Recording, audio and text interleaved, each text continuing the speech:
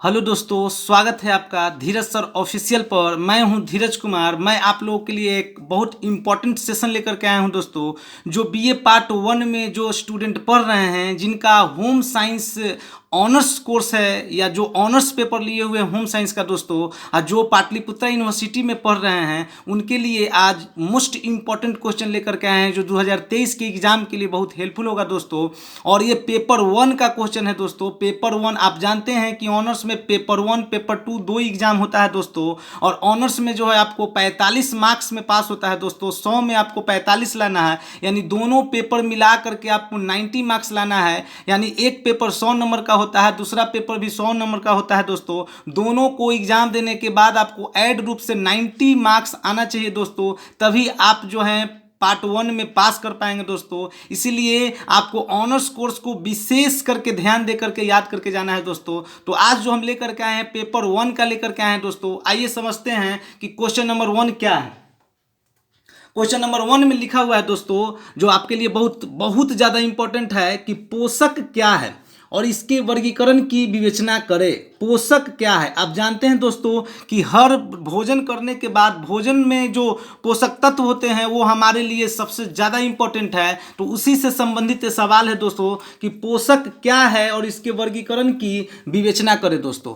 Question number 2 है कि खाद्य संरक्षण को परिभाषित कीजिए और इसके लाभों की चर्चा कीजिए। ये भी क्वेश्चन जो है बहुत इंपॉर्टेंट है दोस्तों। और नेक्स्ट क्वेश्चन है 3 नंबर, भोजन अपमिश्रण क्या है और इसके नुकसान क्या है दोस्तों। ये सवाल भी आपको कंप्लीट करके जाना है। क्वेश्चन नंबर 3 जो क्वेश्चन है दोस्तों कि भोजन अपमिश्रण क्या है, इसके नुकसान क्या है, ये भी आपको कंप्लीट करके जाना है। क्वेश्चन नंबर 4 है दोस्तों,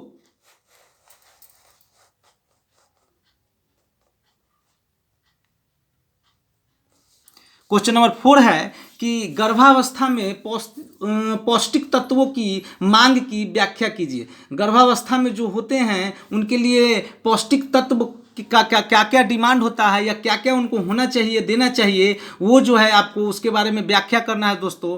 क्वेश्चन नंबर 5 है, this is the most important question दोस्तों। क्वेश्चन नंबर 5 जो है कि विटामिन सी की रासायनिक संरचना, कार्यों, प्राप्ति के साधनों एवं इसकी कमी से होने वाले रोगों का वर्णन करना है दोस्तों। यानी विटामिन सी के रासायनिक संरचना के बारे में लिखना है, उसके कार्यों के बारे में लिखना है, उसके प्राप्ति के साधन कौन कौन से हैं वो लिखना है दोस्तों, और इसकी कमी से जो रोग होता है उसके बारे में लिखना है दोस्तों, जो बहुत ज़्यादा इंपॉर्टेंट है दोस्तों। क्वेश्चन नंबर 6 है जो वसा से संबंधित है दोस्तों। वसा में घुलनशील विटामिनों का नाम लिखना है, यानी मानव शरीर में विटामिन ए तथा विटामिन डी के कार्यों का वर्णन करना है दोस्तों।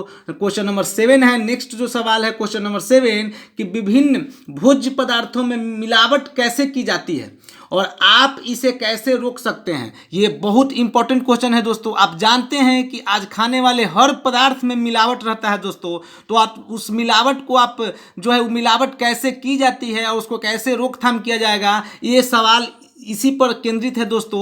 और ये सवाल आपके लिए बहुत इंपॉर्टेंट है और इसको आपको कंप्लीट करके जाना है दोस्तों। क्वेश्चन नंबर नेक्स्ट है,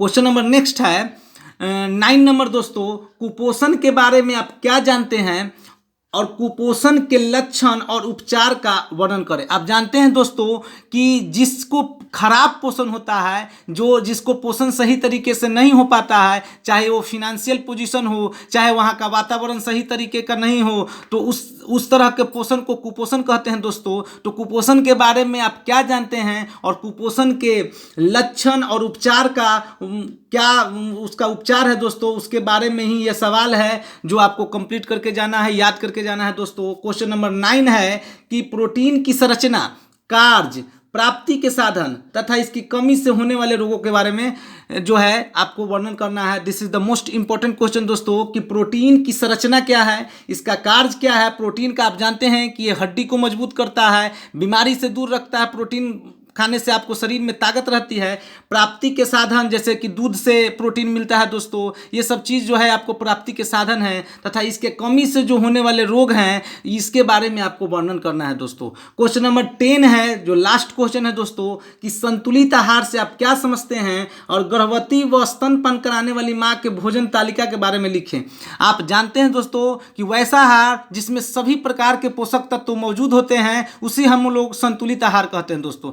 जिस आहार में पोषक तत्व नहीं होता है या पोषक तत्व मौजूद नहीं होता है तो उसको हम लोग संतुलित आहार नहीं कहते हैं दोस्तों। तो हम लोगों को भोजन तो करना चाहिए, लेकिन वो आहार जो है संतुलित होना चाहिए, यानी उसमें सभी प्रकार के पोषक तत्व मौजूद होना चाहिए दोस्तों, जो आपके शरीर के लिए, आपके शरीर के वृद्धि के लिए, आपके शरीर को स्वस्थ रखने के लिए बहुत जरूरी है दोस्तों। और आप जानते हैं कि गर्भवती व स्तनपान करवाने वाली जो माएँ होती है या जो महिलाएं होती है, उनके लिए एक विशेष प्रकार का भोजन तालिका होता है जो आपको कंप्लीट करके जाना है। उनको हर मात्रा जो है ज़्यादा रूप में खाना पड़ता है, ज़्यादा रूप में दूध पीना पड़ता है, ज़्यादा रूप में उनको जो है पानी का सेवन करना चाहिए, फल फूल उनको ज़्यादा रूप में खाना चाहिए। उनका एक भोजन तालिका बना करके आपको याद करके कंप्लीट करके जाना है दोस्तों। हमारी तरफ से आपको बेस्ट ऑफ लक। और अगर आप हमारे चैनल पर नए हैं दोस्तों तो धीरज सर ऑफिशियल को सब्सक्राइब कर दीजिएगा दोस्तों। धन्यवाद।